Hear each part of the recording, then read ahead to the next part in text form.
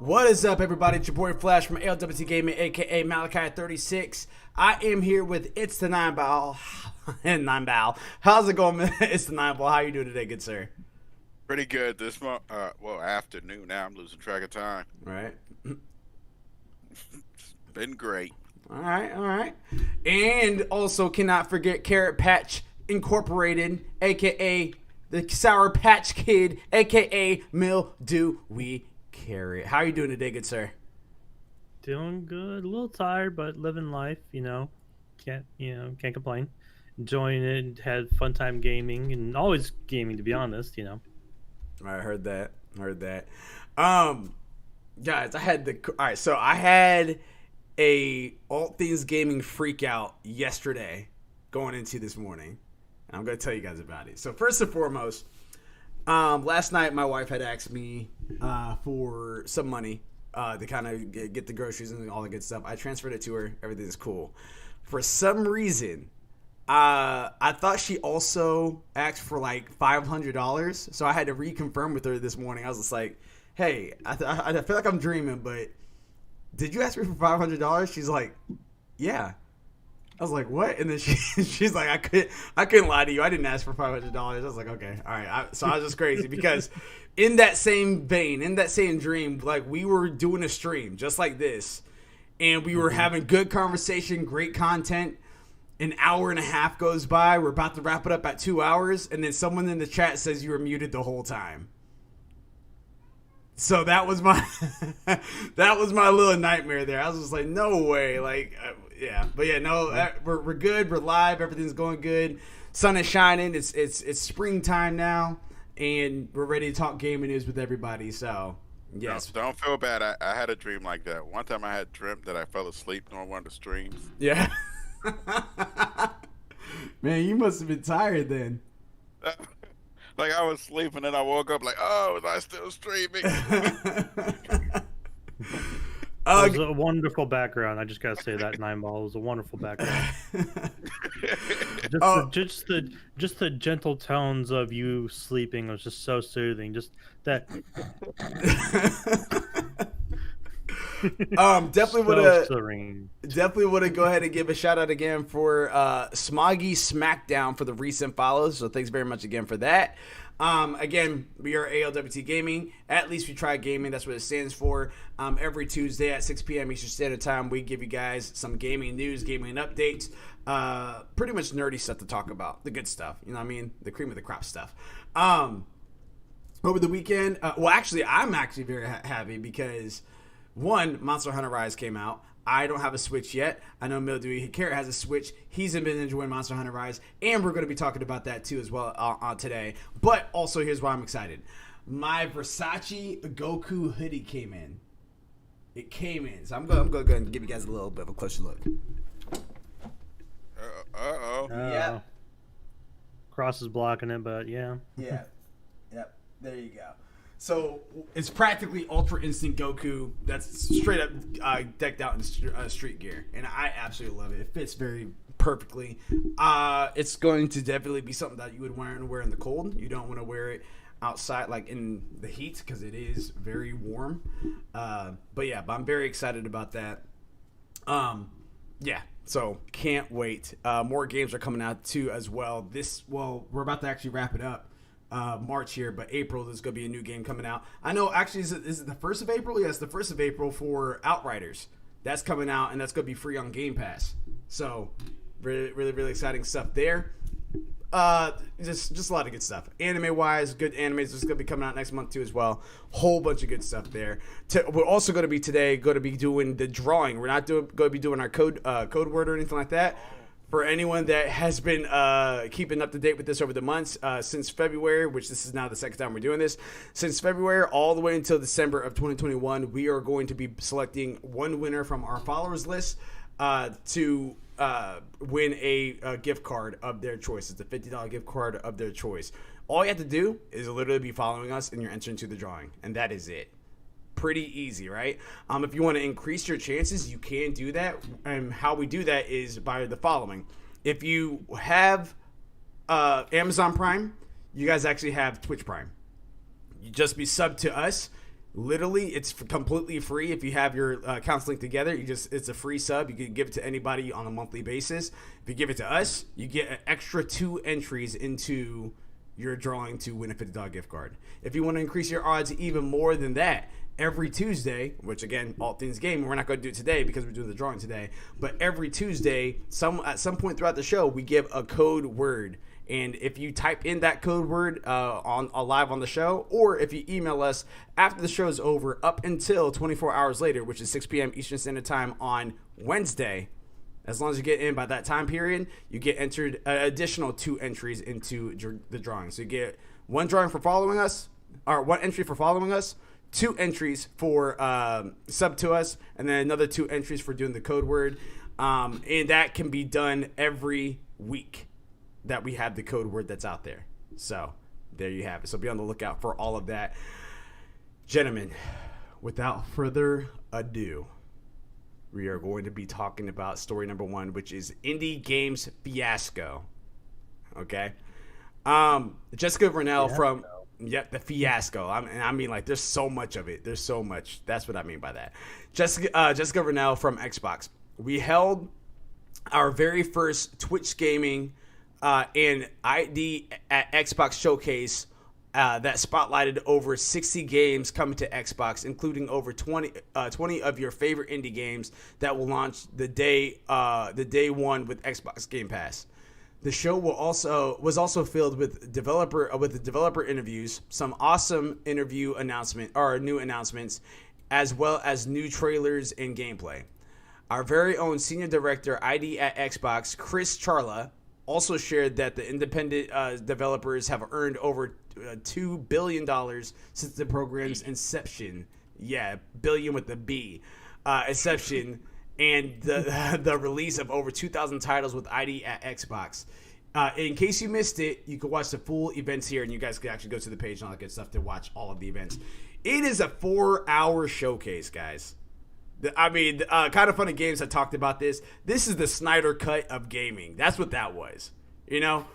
4 hours of content. That is wild. So just kind of quickly going through the list, because there's so much to talk about, and I only want to talk about like a couple of these games that's on here. But just quick going through the list, and they are alphabetical order. Adios by Mischief. Ariel_Knights Never Yield by Heads Up Games. Airport for Aliens Run by Dogs by Strange Scaffold. Alba, a wildlife adventure by Plug and Detail. Alchemic Cutie by PM Studios. Among Us by Innersloth. Art of Rally by Fun Selector. Ashria Ascending by Dear Villagers. Artrio, The Dark Wild by Isto. Blaster Master Zero by Intai Creates. Chivalry 2 by Koch Media. Cloud Gardeners by Noeo Games. Cloudzy by Tiny Moon. Craftopia by Pocket Pair. Dark Alliance by Wizard of the Coast. Death's Door by Devolver Digital. Demon Tur by Fabraz. Despelot by Solemporta. Echo Generation by Coco Cumber. Coco Cucumber, my bad. Enlisted by Gaijin Distribution. XO1 by Future Friends Games. Exo Mecha by Twisted Red. Griftlands by Clay Entertainment. Hello Neighbor by Tiny Build. Iron Corbo Kung Fu Janitor by 2DOS Games. Night Squad, yeah, I know, right? Night Squad 2 by Chains Awesome Games. Lake by Whitehorn. Whitethorn, my bad. Last Oasis by Snail Games. Oh, Snail. There you go. Lawn Mowing Simulator by Curve Digital. Yeah, I know, right? Little Witch in the Woods by SKT. Or SKT. SKT. I can't say. I kept wanting to say Skeet. Loot River by Straka. Lost Idolians by Ocean Drive Studio. Mad Street by Craft Shop Arts. Moonglow Bay by Coat Sync Software. Narita Boy by Team 17. Nobody Saves the World by Drinkbox Studio. Omno by Studio Inky Fox. Onsen Master by Whitethorn. Princess Farmer by Whitethorn. Rust by Double 11. Second Extinction by Systemic Reactions. Song of Iron by Escape. Soup Pot by Chaikon Club. Space Lines from the Far Out by Coffee Knots. Stalker 2 by GSC Games World. Super Space Club by Gram of Legend. The Ascent by Curve Digital. The Big Con by Skybound Games. The Forest Cathedral by Whitethorn. The Last Stop by Annapurna Interactive. The Ripbreaker by Exer Studios. The Wild at Heart by Humble Bundle. 12 Minutes by Annapurna Interactive. Void Train by Hypertrain Digital. And We Are Caretakers by Heart Shaped Games. That is a ton of games that they showed, guys. That's a ton of games. So, first and foremost, we are not talking about every single one of these games. Let me just throw that out there. We're not talking about all these games. But were there any games for you guys that stuck out immediately? Stalker 2 does. Have you seen Stalker 1? Yeah, I have the Stalkers. I haven't really played them, but they are pretty big on the PCs. I didn't know they wasn't on consoles really yet. Of course, Hello Neighbor 2. Huh? Yeah. Well, I was about to say, and some of these as well, just a heads up, some of these actually are coming to Steam as well. Because it was on both. And honestly, even more might even end up coming out to PlayStation and Nintendo as well. But these are just ones that specifically are known to come out for Xbox and Game Pass. Mm-hmm. Another one that looks interesting is Nobody Saves the World. I've been hearing about that, yeah. It kind of has I don't know about, I'm just looking at the name, but it reminds me kind of what is it, 30-second hero? It was a 30-minute hero. You had like 30 seconds or 30 minutes to save the world. If you failed, the world would end. Yeah, I don't know that one. Yeah, it was an older game that came out a while back.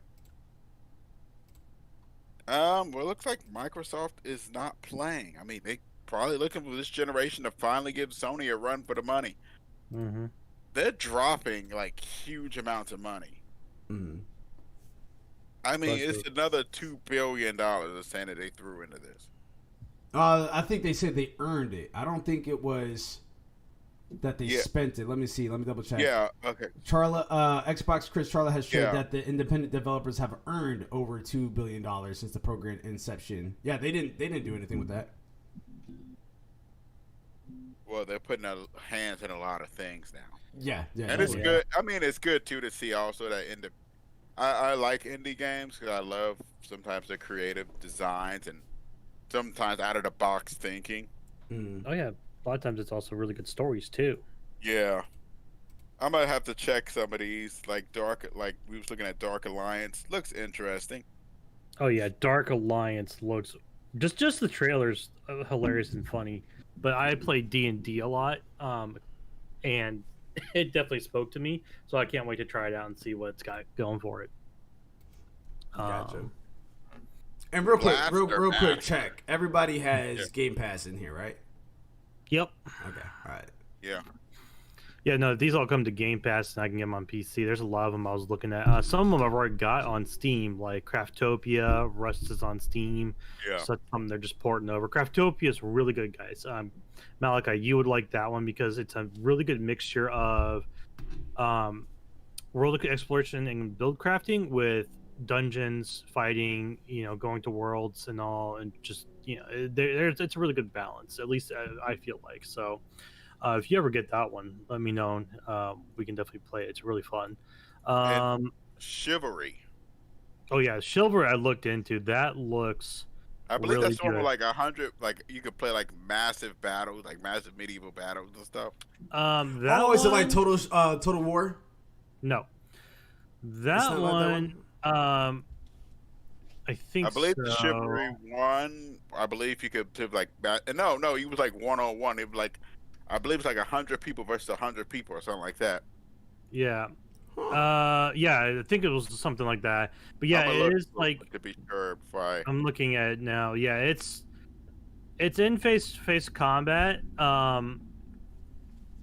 So it kind of, I don't know if it's like Medal of Honor where in terms of fights, it's not Medal of Honor like fight style, but you are like in control of your knight or whoever, and you're raiding castles and doing whatnot. So, Yeah, it's 64 player siege battles.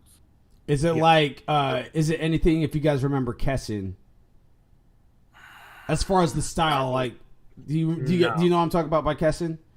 I think so. Yeah, Kessen. I've heard of it. I've never seen Yeah.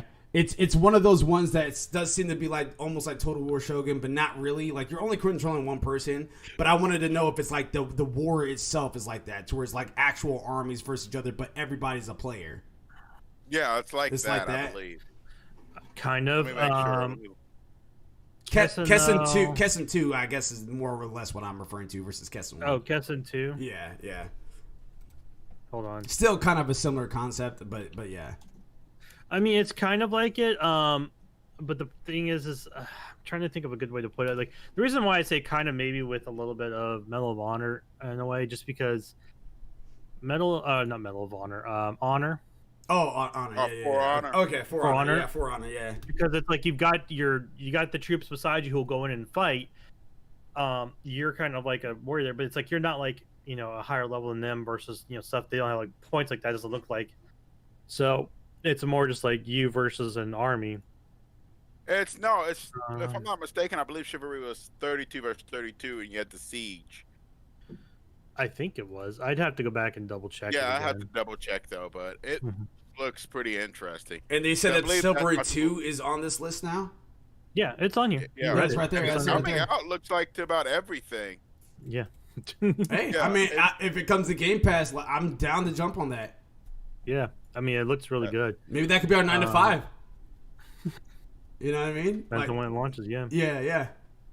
But yeah, there's several games on here I was actually really interested in. One of them for sure is Void Train. It was really good. Just the trailer got me interested in it. There's some other ones. A Second Extinction. It kind of reminded me of like Turok in a way, ish. Yeah. They actually showed that at the Xbox event last year. Is that the They did. Yeah, beginning of last year. Yeah. Yeah. I remember that. And I'm glad they showed more of it, so that's really good. There's several of them here that definitely look like really fun games to play, like old side stuff like Little Witch in the Woods. Little Witch in the Woods, if you've ever played Popo Lacroix for the PSP, it kind of reminds me of that. Let's see here, what was another one? Lake kind of gives me a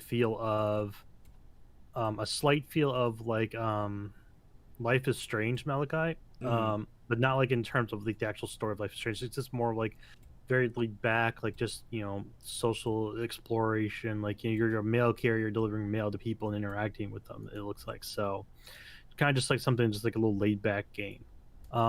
Death's Door and Demon Turf look like fun single player games to play. Chivalry 2 definitely got my attention for combat style. There was another one that was in here that was a fighting Cloud game. Gardens. So I know you told me about that one. Yeah, Cloud Gardens is a very like laid back, like gardening style building simulator, which is very nice. I like those type of ones just for like just to kick back and all. But there was another one in here. I'm trying to remember what it was. That was kind of like Chivalry 2, but wasn't. In other words, it was like a medieval fighter. What was it? Yeah, I will have to go back and look into it. Yeah, I was about to say I'm gonna be no help because I didn't even watch this thing, but I am curious to see half of these games. Like I'm very curious to see what this is gonna be about. Was it Aerial Knights? Never Yield? No, not that one. But yeah, but like just listen to some of these names. Airport for Aliens Run by Dogs. I looked into that one. I gonna sidestep that one hard. Well, I'm just saying, in general, like, just no matter what platform you're on, like these are a lot of the titles of indie games that they come out with stuff like this, and I'm just like, what is this? Like, yeah. You ever played that classic? What was the checkpoint game? And you had to play as like a guy that let people into your country, and you had to check their passport. No. No. Oh God, I can't remember the name of that game. Oh, what was it? Tickets, Please, or something like that. And Ticket Police. Ticket Police, and you had to check people's passport and make sure that they're telling the truth. So you put the passport there, you look at them, check the passport, and you either accept it or reject it. See, and the wrong person. Here it is. Found it. And here's the thing, though. Like that game sounds amazing to me for like a free to play and for like a week. You know what I mean? Like outside of that, I feel like I would just want to try it just because that is different, but that's not my jam. you know what I played mean? it for a little bit. I got it. I think I got it for free, and I played it for a little bit. Is it on Steam? You got it for free on Steam? Yeah, I got it for a while back on Steam. If you know the name of it, like if it's like under $3, like I will buy it and I will stream that mess because I would love to see what that's gonna be like. Another fun one that might be a good play game, Malachi, you should check out, is called Space Lines from the Far Out. Yeah, that was on that list too. Yeah, that one looks really good. I found the one I was talking about, 9-ball. It's called Lost Eidolons. So it's medieval style, but what it uses the chessboard fighting style. So in other words, each person has certain like attack styles that go within like a chess piece way. Kind of like so Final Fantasy Tactics. Kind of, yeah. Like, and also if you played Valkyrie too. Valkyrie too. No, Valkyrie didn't really use chess piece moves and all. Like they didn't. They just more like because like tactics is the same thing. Yeah. But if you ever played like Joan of Arc, the Joan of Arc game, it's kind of like that, to where it's like you've got the board is like a chessboard, and then you play your moves, and you can like say attack 8 squares out, 5x5 or whatever, depending upon your attack styles. So it's like that, medieval style. So that one looks really good as well. That one really kind of caught my interest there. And then, yeah, like I said, there's several other ones here that are really good that are just like very lighthearted ones, I feel like. That could be fun to play. A lot of them seem like solo player games, but some of them are like multiplayer, like the Space Lines from Far Out, Chivalry 2. Enlisted's on there. That one kind of gives me a feel of, if you guys remember it, here's how old I am again, guys. Medal of Honor. Yeah, I remember that on PS2. Mm-hmm. Yep, it kind of gave me that bit of a feel to it, so they're bringing some stuff back, which is nice. But yeah, there was a lot of good games on there that I can't wait. Last Oasis I've been looking at, but I think it's better played with multiple people, it seems like, but looks fun. Okay. And I know 9-ball's going to get that lawn mowing sim. He's got to work on his lawn care. There you I'll go. put it right next to the grass growing sim. Yeah, make sure you got some gas, Yeah, all it's going to that. go underneath my truck simulator with right next to the farming one too. I got a truck simulator and a bus simulator. I got a truck simulator and Farmington too. It's just fun stuff. I'm like, they did like Lawnmower Sim. I'm like, oh, I gotta see this one now. They didn't show much gameplay trailer, but I want to see this crap. Well, we'll talk about fun stuff. We do have story number 2. Mildew, if you do the honors. Oh, I most certainly would be honored to do this. Monster Hunter Rise reviews. Richard, love the name, my good man. Wakeling from GameSpot. The locations you explore in Monster Hunter Rise have already felt the delicate touch of humanity's hands. The traditional Japanese torii can be found weaving through mountainside paths, leading to sacred shrines, while decaying temples have been reclaimed by nature as local plant life envelops the aging architecture. Signs of human life can be found at the base of a raging volcano in the midst of a flooded forest, where a Mesoamerican-style pyramid dominates the landscape. Review score, 9 out of 10. I agree wholeheartedly. I got this game. I was off on the 26th, and within 72 hours, because unfortunately I am old, guys, I do have to sleep and eat. 72 hours, I played 40 hours. I have 40 hours currently logged in that game. I'm almost done with the main storyline. I pretty much did a storyline straight shot. So, but so much fun. The environment is beautiful. If you've ever played World, it's got the same exploration type capabilities. You know, same monsters coming in, turf wars, extra stuff where you can ride the wyverns and slap them into each other, use them to attack another wyvern. So much fun. And the environment pretty much is really almost free exploration, except for the outer boundaries, like the Mesoamerican style pyramid. He says in the flooded forest, like literally, I've climbed to the very top of that thing. Like, I'm not joking you. I climbed to the tippy top of it and just sat there and just looked around. I was like, this is beautiful. Like, it was. You know, and I was that bored. I was like, you know what? We're just going to climb this. But there's also hidden stuff in there, too. Like, there's hidden relics that actually tell stories about the pre-rampage and up to it. So there's a lot of detail in there that I haven't gone back to explore yet. And like I said, though, but just the base game itself is fun. So they go back to the old style of Monster Hunter, where you have your in-village quests, which are ones you have to complete solo player. So they're ones that you cannot call someone else in to help you hunt on. So you got to do it yourself. Now, in my opinion, they were not that difficult, but I'm also a seasoned Monster Hunter, so I kind of have a bit more, control over myself. But to be honest, I feel like anyone could be able to do them with decent armor and weaponry, and be able to move on through it. Multiplayer is fun. I was online with a friend of mine. We played up through the whole month through the guild quest and the Monster Hunters Guild and the online hub. So we did through all that. We got to Raknakajia, and she whooped us, and we were like, all right, we're gonna call it for a night. So, but it is really good, and I cannot wait for the new update in the end of April, and for the secondary update to be announced soon. So there's a lot of good story in there, and they kind of leave you at a cliffhanger at the end of it right now, because like I said, they've got that secondary update, the first and second update coming out that will add more to it, and hopefully more for the story and all. So it kind of feels like they're going in the way like World did, where it's like Monster Hunter World went through its stuff, they did their updates, and then they did their ending, but then they pulled out Iceborne as an update. Now here they're kind of going through Rise, doing their updates, doing another ending as an update, but we may see like a DLC for like an additional like Monster Hunter Rise, whatever coming out, possibly too. That's what we're hoping, but as we all know from Nintendo, they're very, very tight-lipped. So, but all in all, I will agree, 9 out of 10. If you have a Switch, you've got to get this game. Good story, good fights, good times, and a really good game to play with friends and just have some fun. There you go. So I know. All right. So you actually answered one of my questions I was going to have for you. But if you had to give it a percentage scale, how much of this did you play solo? I'm gonna say I played about a good 80% solo. Okay. I did like 2 levels of hunts in the guild hub before I just went back to just did village straight, and then after that, then we just did the last couple levels with my friend, because it was online playing. We just wanted to have fun. Difficulty cap definitely raises with each level, but I felt like I could easily solo it, no problem. I mean, each of the hunts probably took me anywhere, depending upon what I was doing, about 15, 20 minutes pending.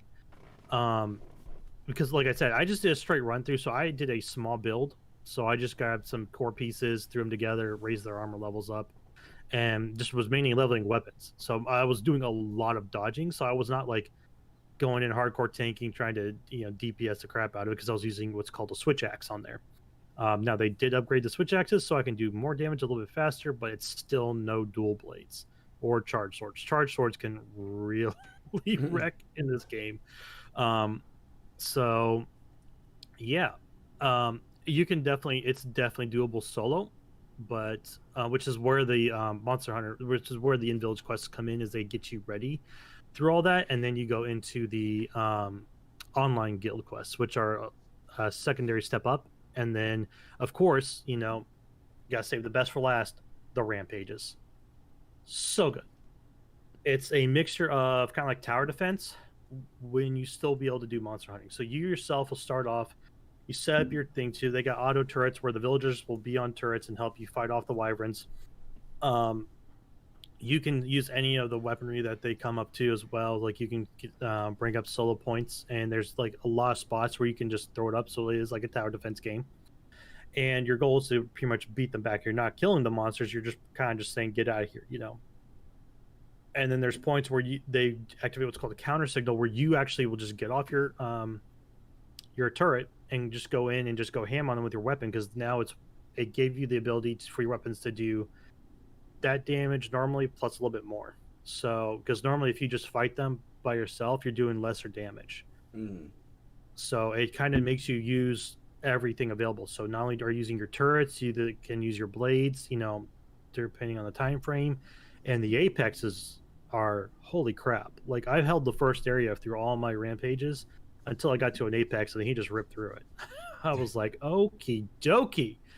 And then me and my friend, we did one of the final rampages together, and it was like, it was so much fun. It's a game. I cannot. I'm pretty much squealing and fangirling over here, but I don't really care. It's so much fun. And if you guys had, I'd be getting you. I'd say let's drop and go play now. So there you guys go. So if you guys don't have a Switch yet, make sure you guys pick up a Switch. First game, Breath of the Wild or Monster Hunter Rise? Which would you recommend?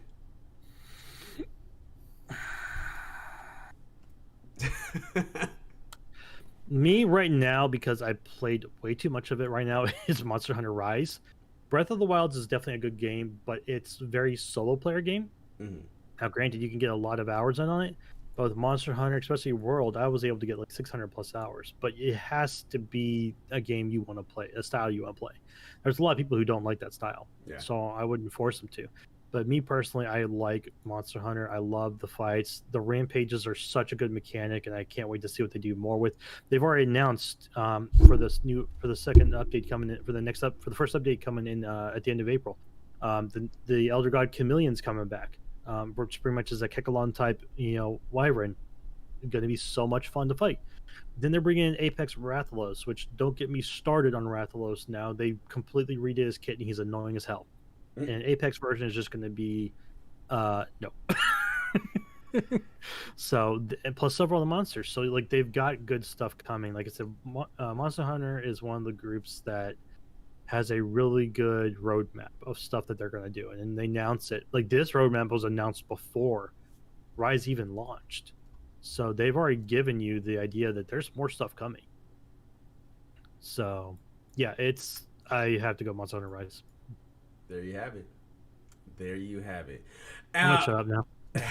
And before I go ahead and get on over, give the story number 3 that we have right now on over to Bleeding Aces, aka It's the 9-Ball, we're going to take this time to start doing our drawing. So let me go ahead and get that on over here on the screen.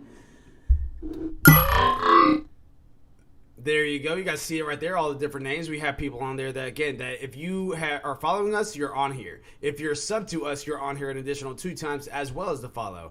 And if you did the commentary as far as putting in the code name, which we actually haven't had yet, you would be on here too as well. But we haven't had anyone comment in the code name that's outside of ALWT Gaming, because I know a few people within ALWT Gaming has been typing it in and trying to get themselves a nice little gift card. You know what I mean? But hey, that's how it works. So we appreciate you guys. We appreciate you guys. We love you guys. And without further ado, drum roll, please. Stop. What drum is that? That's like a bongo. All right, I'm hitting it. Let's see who it is.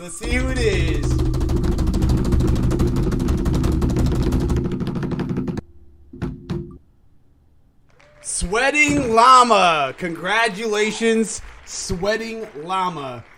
Yeah, and do keep in mind, please, that when we do these, we only have an X amount of time period that we're able to pretty much send this out to everybody. So we would need you guys, if you guys are trying to redeem it, if you guys want it, all that good stuff, please make sure you guys are responding back to our message pretty much within a timely fashion. If we don't hear from you, and I'll give you the date inside your message and all that good stuff, but if we don't hear from you by that time period, then we unfortunately would have to move on to someone else.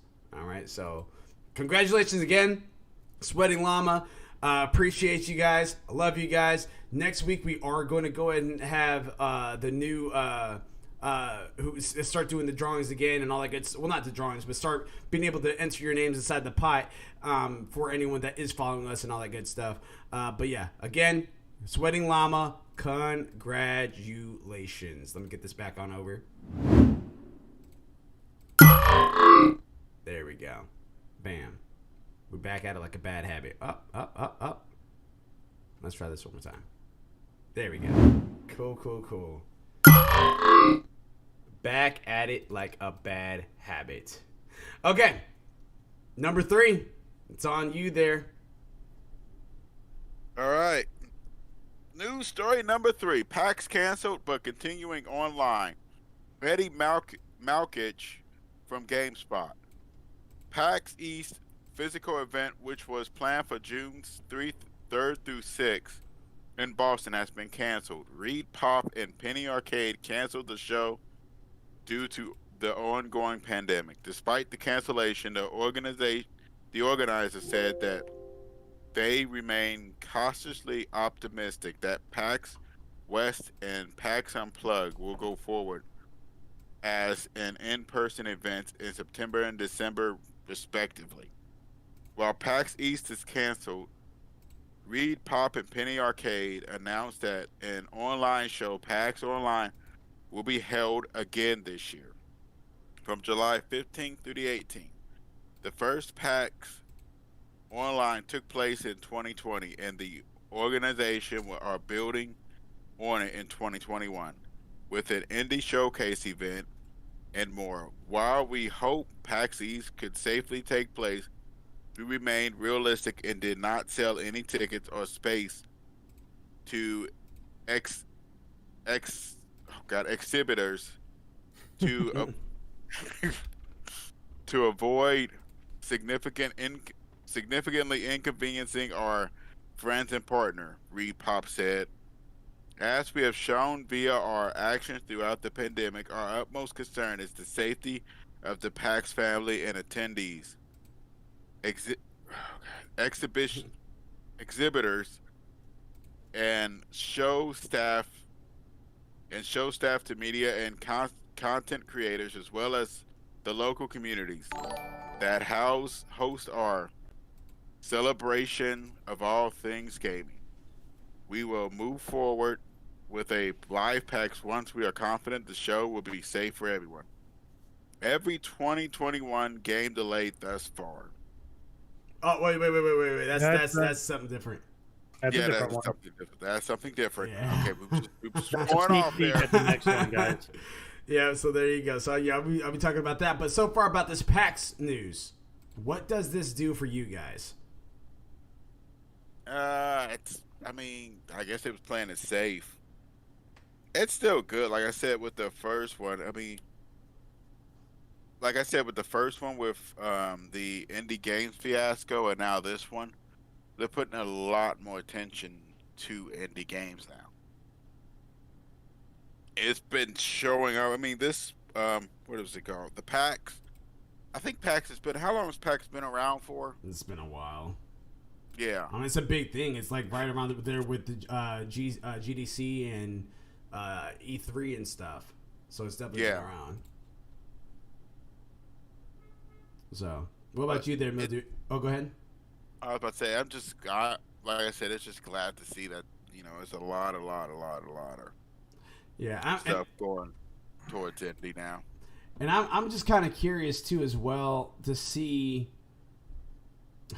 so many cancel. All right, so first and foremost, yes, we're starting to kind of make that turn. Yes, people are getting vaccinated and stuff like that.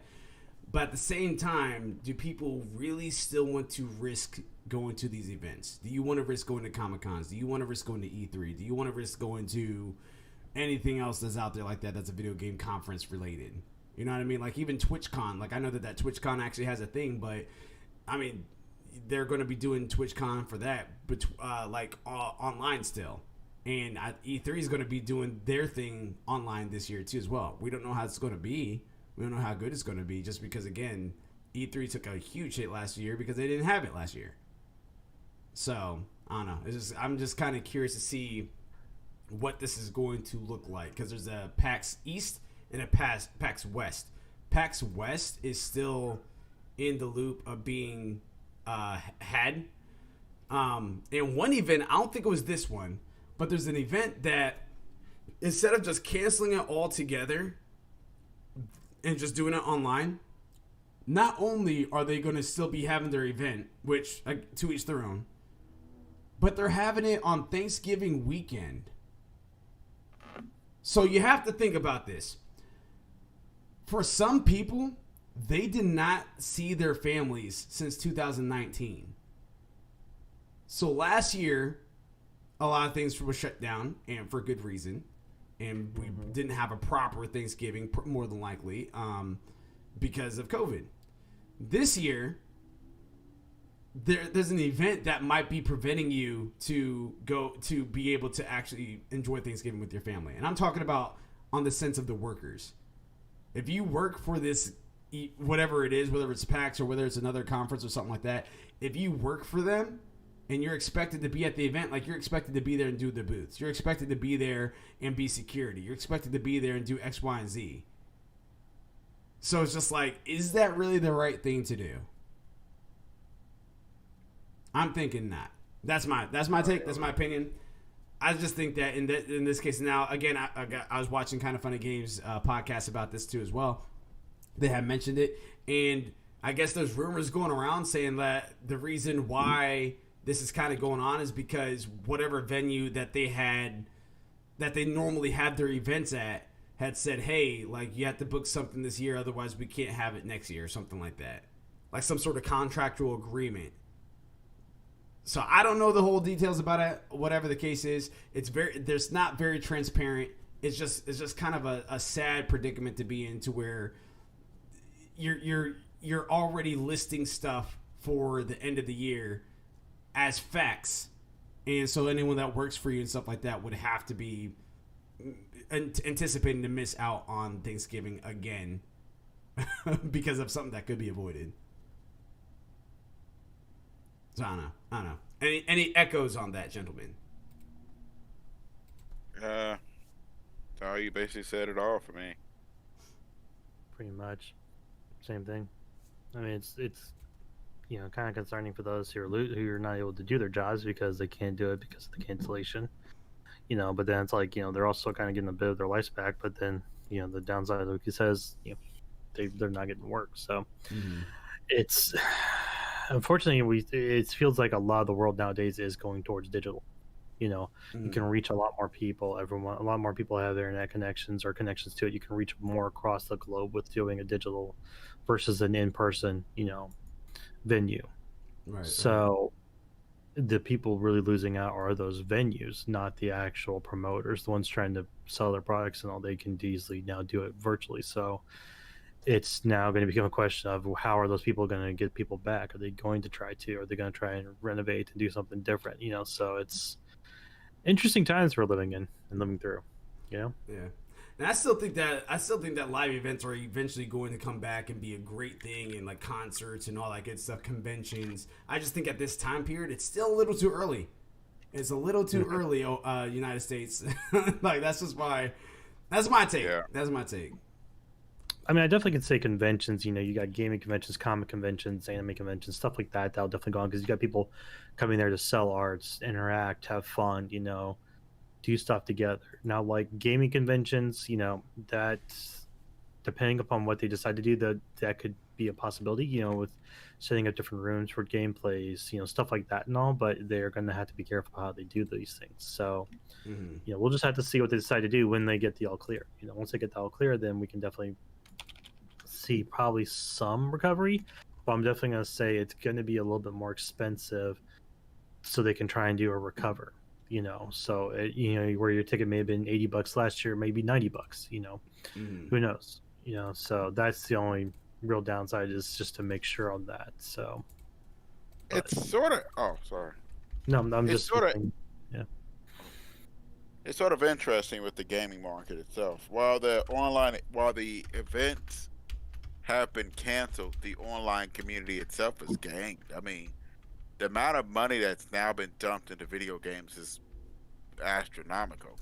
I believe it went above, I need to look this up, but I believe it went above the motion picture entertainment.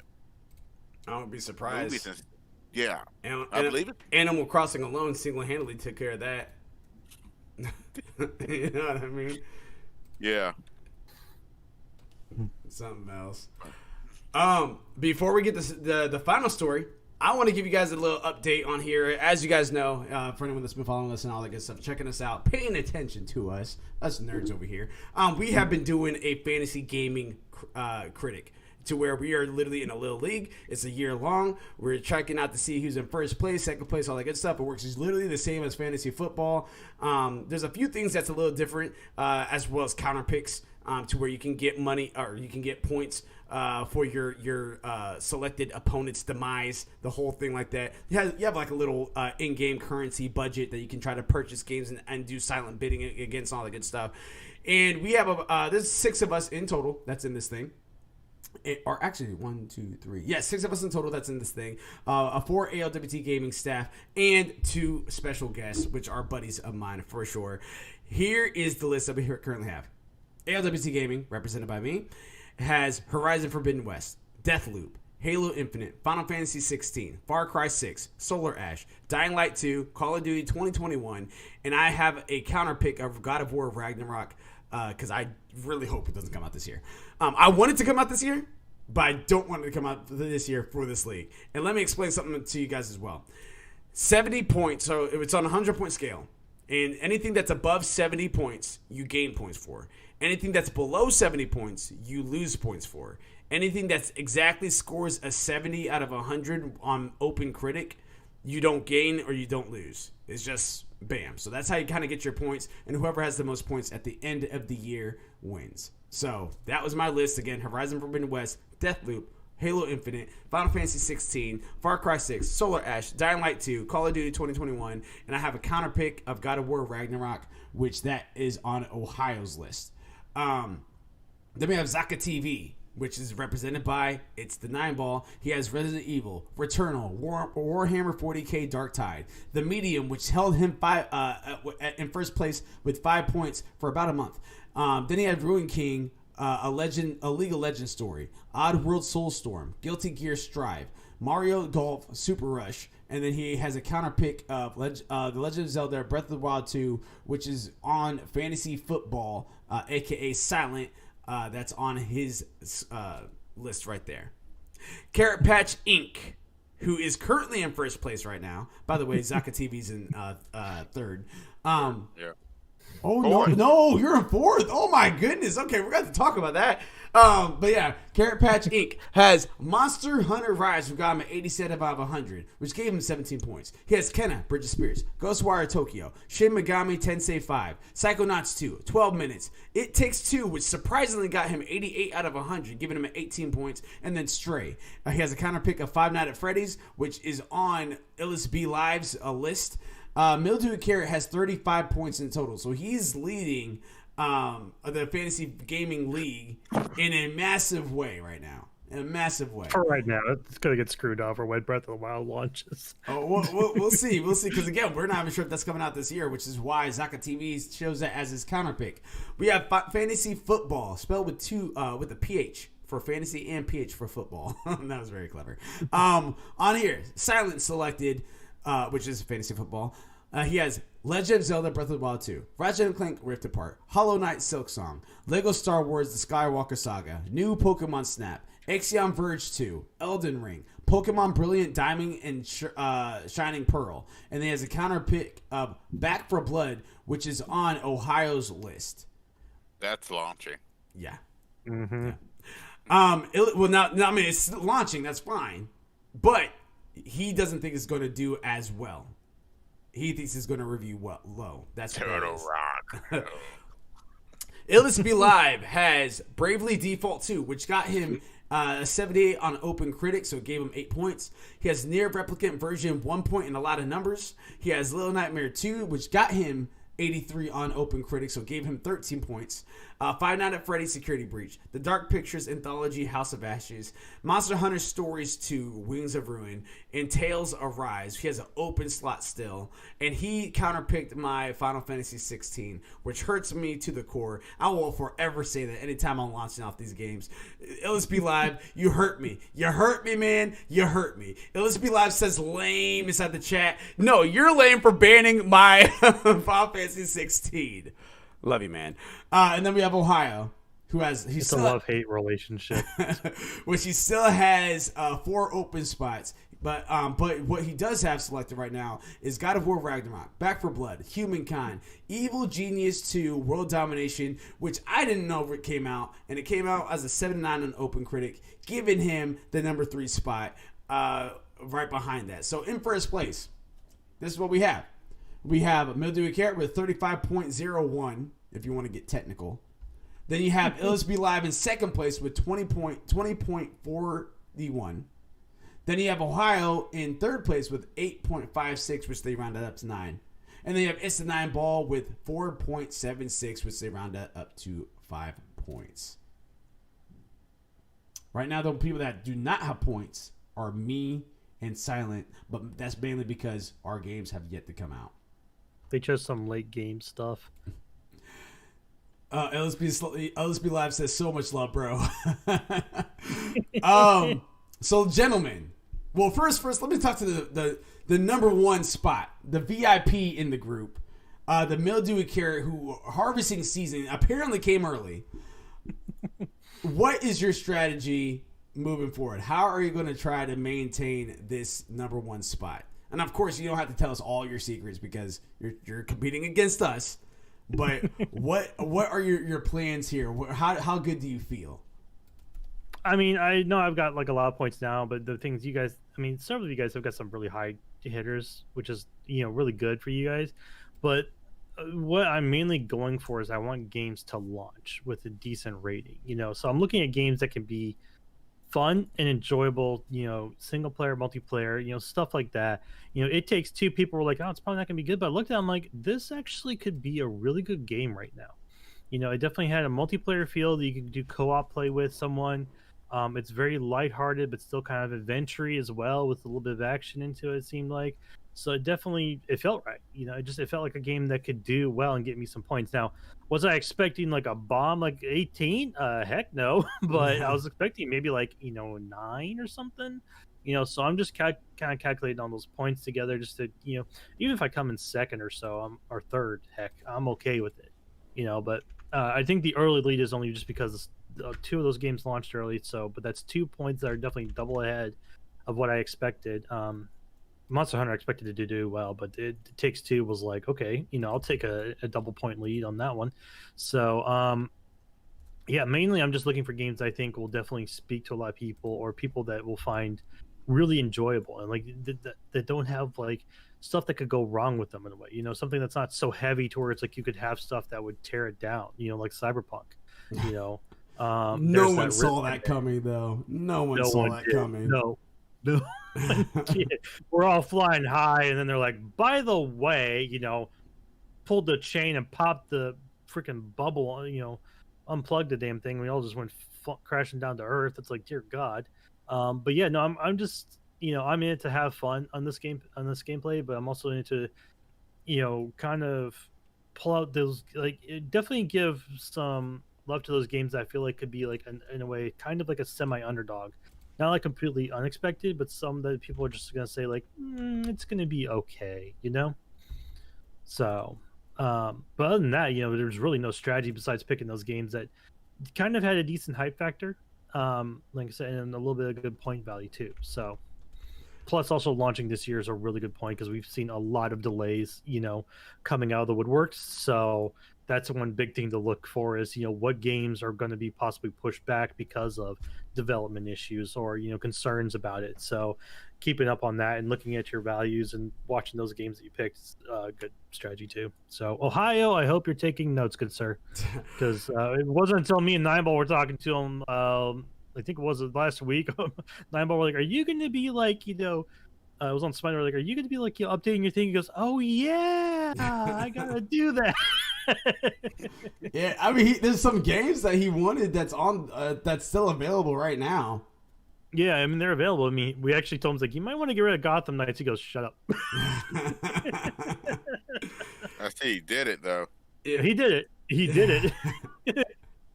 But it's like, yeah. Yeah. Well, real fast, you said that, and I'm before I get on over to you there, it's the Nineball. Just out of curiosity, I want to see what the latest updates were for Metacritic on Cyberpunk. PC has an 85, which is what it works best on, so that makes a little bit of sense. Guess what it is on PS4 and Xbox One? I mean, did they even give it a score? They did. Was it a 1? Or actually, no, was it a 0.25? Nope, but this is not too far off the mark. For PS4, it gave it a 57 out of 100. Cyberpunk gave it for Xbox One, it gave it a 61 out of 100. I mean, if you could get it to work. It was the problem was it was a next gen console. It's a next gen game.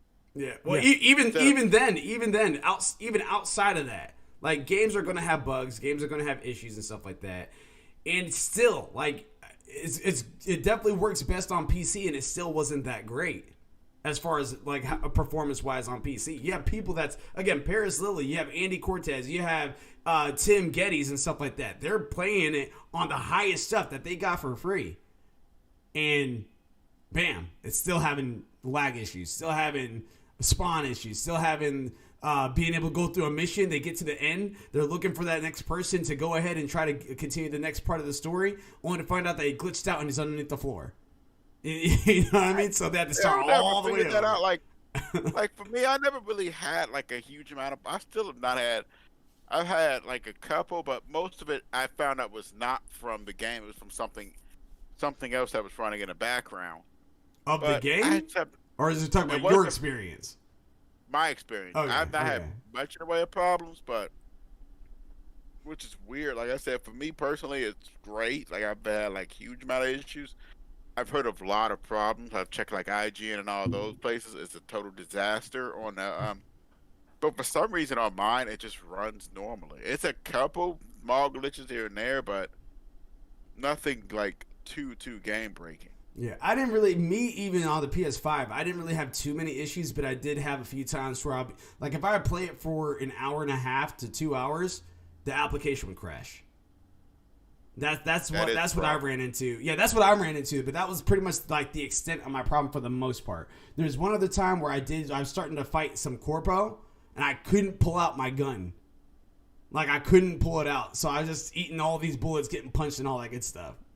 I've had times on there where I played, and it's just like, all right, I'm going to start shooting them. You're just pointing a gun at them like, I said shoot them. No, I'm just going to point at them. Like I said, shoot them. I'm going to scare them. I'm pressing the trigger. It's like, no, I can't do it yet. It's like, okay. So there are times where I've had those glitches. It's not common on mine. Like I said, I'm kind of like with Nineball. I don't get it too many times now, but I definitely say PC is a lot better if you're going to try and play on a PC, a good one versus trying to play on PS4 or PS5 and all that. Yeah, because even if you wait for the next gen version, it's not coming this year. They have to fix the PS4 and the Xbox One version first. They just released a massive patch for Yeah, it. and it's still it was terrible. Still, it's still like No, I literally the patch was still There's bad. one that's actually there's a new one coming out. Yeah, it just came out. Yeah, think it was well, just yeah, today, because right? there's one. Yeah, there's one that was talking literally about fixing the cops and stuff like that, trying to make it look like them not loading as fast and stuff like that. That's the patch that came out today, and it still isn't like the greatest. Let me go ahead and just go. I haven't played it yet with the new patch in there. I'm gonna see when I get to play it. Yeah, it was a very massive patch. It was a very massive patch, but that was one of the things that they highlighted was that now the cops aren't as glitched out and stuff like that. So I haven't really picked with the cops on that show game. I need to. What it was is the NCPD spawn radius for when the player commits a crime has been increased. well, I mean, there's more to it than that, but yeah, there's That's one of the things, but yeah. they're pretty much were like, talking about how like if they just commit like one crime accidentally, they're just like getting ripped by like Apex, right off. Yeah, I did that. I mean, it was just stupid. It was like a small accident. Like hit something, and the cops just went berserk. Mm-hmm. Yeah, there's a lot. I mean, if you actually look at just the patch note list, this thing is freaking. It was huge. long. Yeah, it was very long, and it's just Part like 1, Part 2. Part 1 was on 29th. Yeah, Part 1, Part 2. Yeah, it just. yeah, and just to imagine again, like, and I don't want to harper too much on this because this isn't part of the topic, but just to imagine when the game before it came out, it was like 40 to 60 gigs. That's how big it was. And then after the patch that they went, the day one patch, it brought it over 100 gigs.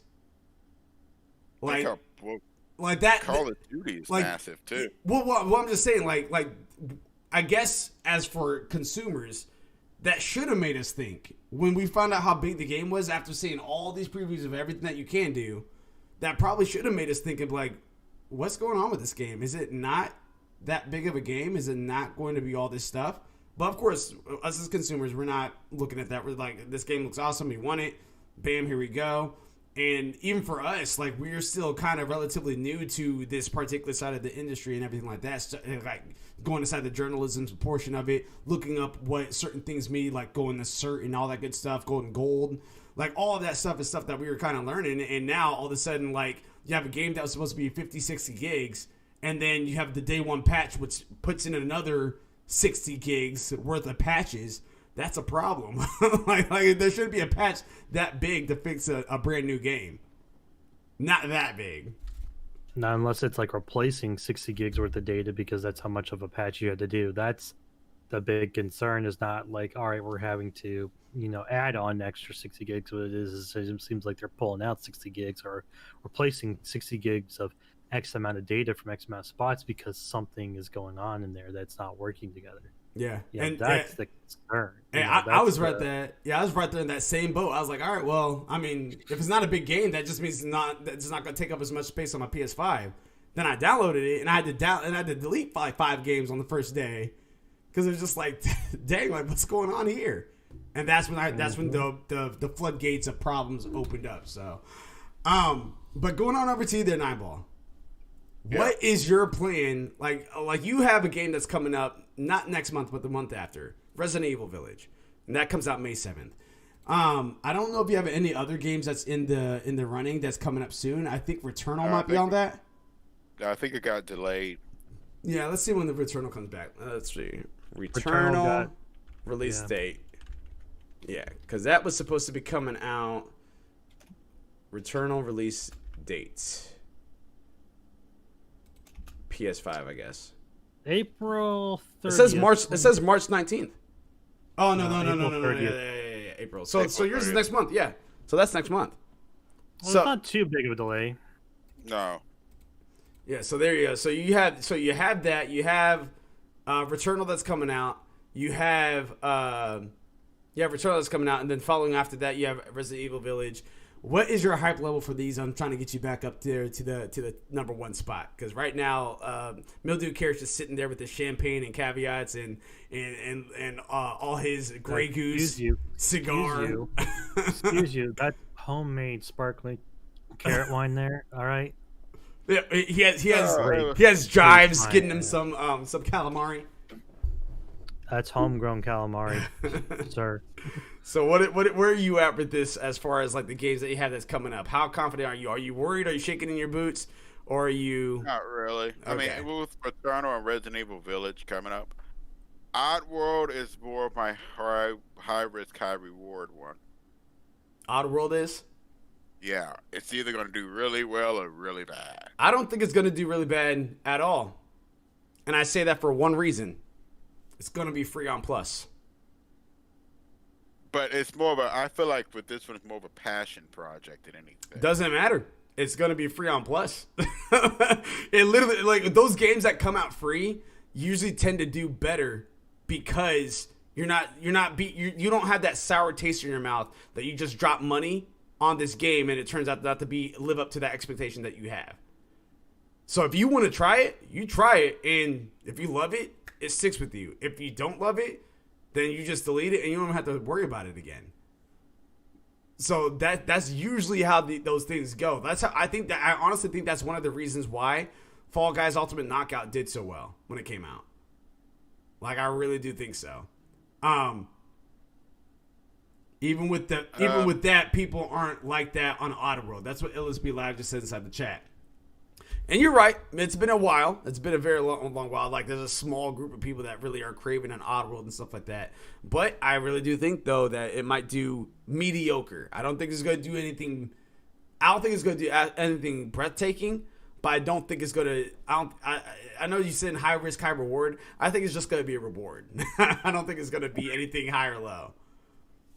I mean, you could probably get maybe like, depending upon how well it's reviewed and all, you could probably get maybe like 5 or 6 points pending. That's what I'm thinking. At max, which is why some of these older games, just why I was kind of cautious with them too, is you got to have the fan base for it. That's why, no offense to you, LSP, but I don't think Five Nights at Freddy's is going to do as well. I think you may score maybe a 70 at the max. That's just my own personal opinion. That is pure offense because you selected that as a counter pick. That is pure disrespect. I did, unfortunately, because but he's raging on. He's like, I'll take most of them AAA games. Malachi started it, all right. I did not. Taking my Horizon Forbidden West. That is why he would have got him in a way for Guilty Gear Strive in a way, because to be honest, it does have a huge fan base on it. Mm-hmm. Oh yeah, I definitely think it could get you at least maybe about 10 points max. He says, "Well, I have to pick. I mean, you do have Sifu since Ohio says you have to pick it up." I mean, Ohio hasn't picked anything up. Well, he switched out Gotham Knights for what did he switch it out for? He didn't. I don't think. Evil Genius Within. I think because I don't think he had that. Yeah. Evil Genius 2. Yeah, he didn't have that. Yeah. Yeah, I mean, Evil Genius is fun, and I can't wait to get the second one to play it. So there you go. Yeah. Going on over to the final topic that we have right now, before we wrap up the show on here. These are all the games that were delayed in 2021 thus far. Some of these have already came out now, but they were delayed, so they're just on this list. Gran Turismo 7, Riders Republic, The Lord of the Rings Golem, Returnal, Kena Bridge of Spirits, Prince of Persia: Sands of Times, Hogwarts Legacy, Gotham Knights, Vampire the Masquerade Bloodlines 2, Dying Light 2, Guilty Gear Strive, Humankind, Back 4 Blood, Outriders, Pragmata, New World, Destiny 2, The Witch King. So on this list that I just read off, once again, Gran Turismo 7, Riders Republic, The Lord of the Rings Golem, Returnal, Kena Bridge of Spirits, Prince of Persia: Sands of Time, Hogwarts Legacy, Gotham Knights, Vampire the Masquerade Bloodlines 2, Dying Light 2, Guilty Gear Strive, Humankind, Back 4 Blood, Outriders, Pragmata, New World, The Destiny 2, The Witch King. Which one of these games have hurt you that it was pushed back? Gran Turismo was one of my top ones I picked, so it was kind of sad to see it go, but I'm not too worried. In terms of I'm not like, oh my god, I'm ruined, I'm like, I'm hoping it means that they've got some stuff they're working on, and they're going to make it a lot better for people who really love that type of gameplay. So we'll probably see it come up in 2022 for sure. Ken of the Bridge of Spirits is one of my picks, but they just pushed it back to August, which I'm a-okay with. Get a little bit extra time, make that game look even more beautiful than it already is, and get ready for the holiday season, which is going to be a big sell time, which I think would be a good place for it, so it could really get some points. Hogwarts Legacies makes me cry because I was really interested in that one. It looks like a really good revamp to the Harry Potter game series in a way, where it's not Harry Potter, it's Hogwarts. So I was really interested to see more, but hopefully the pushback means they're going to be able to give us more on it and do good. Humankind was pushed back, which is I can wait because that's coming in August now. I've got it on my list on Steam. That game looks like so much fun. If you've ever played Civ, any of the Civ games, Sid Meier's Civilizations, it's kind of got almost a feel like that. So it looks like it could be really fun to play and go forward with. So other than that, it doesn't make me too sad. I'm kind of the opinion, especially going back to it after the fiasco with Cyberpunk 2077. Yep. Take your time, developers. Take your time. Make sure one, your people are taken care of. They're all good and healthy. And two, give us a good game. I don't care if I got to wait an extra year to get it. If you launch that game now and it's a 60, we're gonna have a problem. But if you could have waited a year and launched it 2022 and gotten a 90, I want you to hold on and wait until you can get me that 90. Yeah. I definitely agree. And real fast, LSB Live, I did not say Monster Hunter Stories 2, so you're safe there. Don't worry. You still have a chance here. No one's taking your spot there. Once again, those games are GT7, which is Gran Turismo 7, Riders Republic, The Lord of the Rings Golem, Returnal, Kenna Bridge of Spirits, Prince of Persia Sands of Time, Hogwarts Legacy, Gotham Knights, Vampire the Masquerade Bloodlines 2, Dying Light 2, Guilty Gear Strive, Humankind, Back for Blood, Outriders, Pragmata, New World, and Destiny 2, The Witch King. So as far as your game goes for the Monster Hunter Stories, you're good to go. Monster Hunter Stories 2, that is. I don't need to wait another decade for a game, though. I said a year, Ellis. I didn't say a decade like Cyberpunk. I said if it's supposed to launch 2021 and they got to push it to 2022, I'm okay with it. You telling me it's got to wait till 2077, we're going to really have a sit down and talk about what's going on there. Yeah. Or Final Fantasy VII Remake. Yeah, Final Fantasy VII Remake. Well, here's the thing. I think Final Fantasy VII Remake came out at a good time. Final Fantasy 15 took forever. So Kingdom Hearts 3, I see you in the chat. That took forever. Yeah.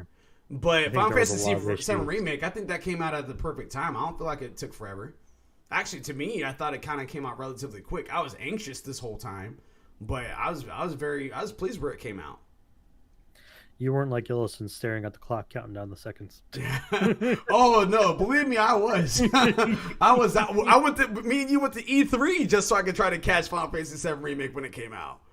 The amount of time we had to sit there waiting at the Final Fantasy thing just to even get you your bag, which I still have. Yeah, I think it was like 5-year wait. Yeah.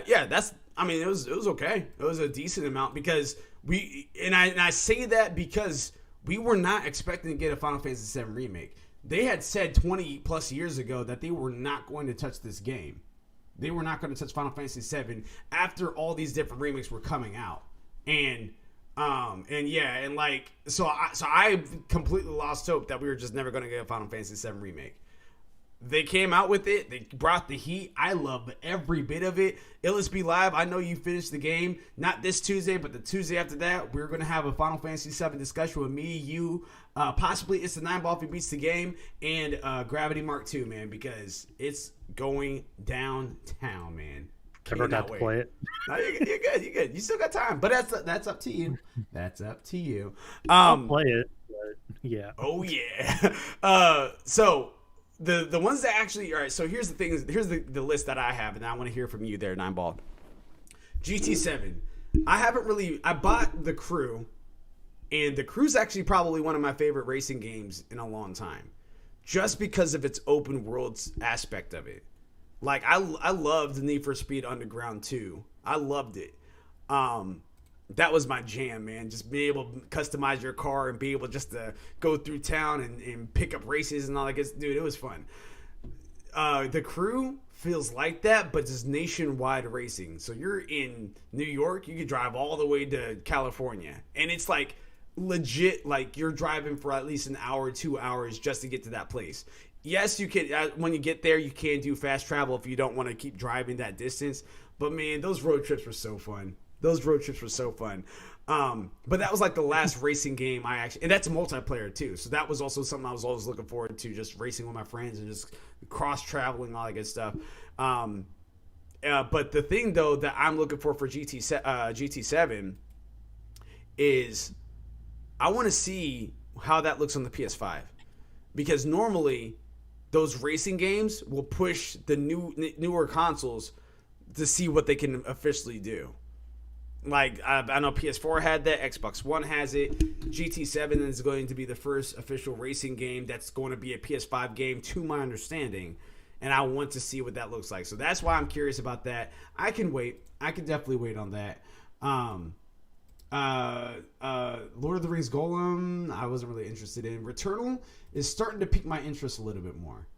The more I'm seeing that, the more I'm like, okay, this might actually be pretty cool. Kenna Bridge of Spirits, that hurt me that they pushed it back, but I'd rather you take your time, make sure it's done. Don't Cyberpunk 2077 it. You know what I mean? Take your time. Prince of Persia, not really. I really haven't played the first one. This one might be the one I'll try to get into, so we'll see. Hogwarts Legacy, that one hurt me that it got pushed back. Gotham Knights, that hurt me. Vampire the Masquerade, is that coming out this year, or is it just pushed back this year? I have no idea what the way. Give me 1 second. All right, and as he's looking that up, Dying Light 2 hurt me, and I say it hurt me before Gravity Mark 2 got his before Gravity Mark 2 got his PS5. It didn't hurt me because I was only going to play that with the Gravity Mark 2 and Abs 3315, and anyone else that picked it up and got it on the PS5. Now that they got a PS5, it hurt me because this was the game that I actually beat with them, and it was a lot of fun. It was a lot of fun, and I am excited for the second one. I know that, speaking for them, I'm pretty sure that they're excited for that too as well. Guilty Gear Strive is, there's one Guilty Gear. My first Guilty Gear I got into was a Dynasty Warrior S type. It was pretty much the Musou type. So I was very excited for Guilty Gears like back then, but only to find out that the actual essence of Guilty Gears is a fighter. So I pretty much fell off of Guilty Gears for some time now. Back for Blood, I'm actually excited for, but I'm only excited for if I have more people to play with, because that is Left 4 Dead practically. That's exactly what that is. And then that's pretty much it. Those were the only games I was... and Outriders, I have a little interest in that, and I'm very curious to see how this is going to work on Game Pass. So I'm very, very excited for this Thursday to see how that works, see how it goes. If it's crossplay, I'll probably just pick it up on the PS5, because my PS5 is more powerful than my PC. Mm-hmm. So there you go. Yeah. And did you find out the Masquerade? Pretty much, it's been TBA'd for 2021. Okay, so It's not coming So, out. yeah, I don't think that coming one's gonna Yeah. come out. I before don't think it's gonna make it. Yeah, that's kind of that reading between the lines crap. Yeah, it's like you could have a possibility of like by Christmas time, but don't put a bet on it, kids. Nine Ball, what on this list of games that were pushed back hurt you, or they didn't do anything for you, or what? Like, what's up? For this one, I don't really do racing games, so I'm not really into that one. I have no idea what Riders Republic is. It's like And a sports game. It's like sports, like dirt bike, snowboarding stuff. Mm-hmm. for me, it was basically, I would have to say, Returnal, Kenna, Bridge of Spirits. Gotham Knights looked okay. I didn't really play Dying Light. So I need to play the first one before I get the second one. Back for Blood and Pragmata looked kind of interesting. I knew you were going to like Pragmata because that's very Dead Space-like. It looked very, Yeah. it looked interesting. So I was kind of interested in those few ones, but most of the other ones, it's not that big of a deal. Even the delays to me aren't that big. You normally get delays in the gaming industry now. Most of the time, yeah, that, and you had like, I don't know, a ton of, about every not CD project, but every like Red Dead Take-Two games almost always get delayed as well. Delays are almost common nowadays. Look at What's that game that you got on your list? Let me look. Which one was it? On Oh, mine Far or? Cry 6. Oh yeah, Far Cry 6. Wait, was that on my list or? No, that's on Flash Malachi, I believe. Yeah. Yeah. Yeah, Far Cry 6 looks like it's going to be a good game, but I don't remember what release date was that one. It just says second or third quarter estimated. Yeah. But That's the right, beauty yeah, it's about on that one is I GTA. can switch it out if I need to. It's not like it's locked in like Final Fantasy 16. It'll just be live. But I think he's calling Can I me get a out on second it. counter pick? Yeah. but yeah, no, I am holding on to all sorts of hope for every game that's on my list until after June. If July hits and I haven't heard any updates or anything like that, then at that point I might be shaking in my boots of Final Fantasy 16 being pushed back, or not pushed back, but just not being released this year or something like that. So we'll Now, for have anyone to who's see. wondering about it, You would probably be the only person surprised if it didn't release this year. Hey, I went ballsy with it. I won't be surprised. I'm just saying I went ballsy with it. So for we anyone shall see. wondering about what that's going to do to him, all it means is he's going to get 0 points. Now, that means Illis Be Live will get 0 points, but that's fine because Illis is not losing any points from his roster because, I mean, he's still got everything up and running, Yeah. well, minus, whatever doesn't do well or come out, So, yeah, so Malachi, he's got, we'll see how that goes with that Final Fantasy 16. That's why 9ball up there with Zaka TV's kind of watching Breath of the Wilds real closely. Like, don't do it. Yeah, so all these Nintendo Directs, you have Zaka TV, aka it's the 9ball, sweating bullets all the way until the end of the year. So. I'm about 100%. It's not coming out. I'm about 98%. All right. Unless they pull something out here, because they got another one coming up mid-year. I don't remember the exact date for it. Unless they pull something else out at that time, I kind of have to agree with 9ball. I think it possibly could come out maybe first quarter of 2022. Yeah, we'll see. But we'll see. Yeah, we'll see. We'll see. All right, guys, and that actually does it here for us at All Things Gaming, episode 42. Thank you guys very much again for tuning in. We appreciate you guys. We love you guys. Your list this week and going on inside next week is this Thursday, Smite Night, but it's not going to start at 8 p.m. It's starting earlier than that, as early as 5 p.m. Eastern Standard Time. How about them apples? You know what I mean? Smite the night. Yeah, Smite the night up. Nothing going on Friday, Saturday, but it brings up all the all-day anime this coming Sunday. But we're going to have some unique stuff to talk about as we have My Hero Academia that has returned. Shaman King returns next week. That returns next week. Yeah. Man.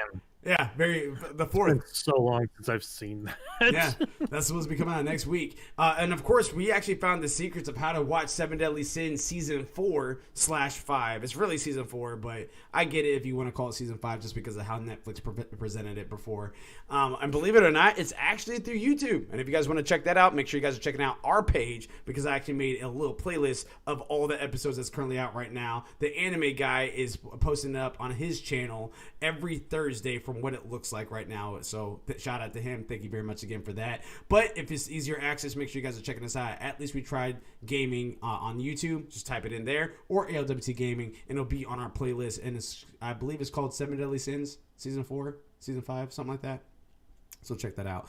And then lastly, make sure you guys are checking, if you guys like energy drinks, workout powders, water supplements, anything like that, make sure you guys are going to Rep Sports, REPP Sports.com. Type in ALWT Gaming at checkout, get 15% off. And if you guys want some ALWT Gaming gear, because I know we don't really push that too much, but we definitely want to push it. We have hoodies, we have shirts, we have mugs, we have face masks. You guys can just go to our website at ALWTgaming.com. That's www.ALWTgaming.com. Go to the About Us section. There's a merchandise button there. If you click on it, you guys can actually buy your stuff there. Reasonably priced, very comfy stuff, good material, and I think I might have to get that mug for my soup and my tea. You know what I mean? My soup and my tea. Gentlemen, anything left before we dismiss here? Continue to stay safe for COVID. Don't wear the mask 6 feet apart, and not everybody's vaccinated, so we're still underneath the lockdown. So just continue to be safe. Please do. Please do. S-Killed, good to see you inside the chat. We're actually wrapping it up. So if you want to see the rest of the content, make sure you're just replaying this video back up. Or you guys can actually, if you want to listen to it as a podcast, as a podcast in general, you guys can actually go to Anchor. Or you guys can go to what's it called? Spotify or anything like that. Apple TV, Apple Music, all that good stuff. And you guys can listen to our stuff there. But we'll be back this coming Thursday for Smite Night, and then all the way for All Day Anime this Sunday, noon to 1:30 p.m. Eastern Standard Time, and then bringing it back to our ALWT Things Gaming 6 p.m. Eastern Standard Time on Tuesday. So be on the lookout for all that. Until next time, everybody, Control, Alt, Complete. Complete. peace.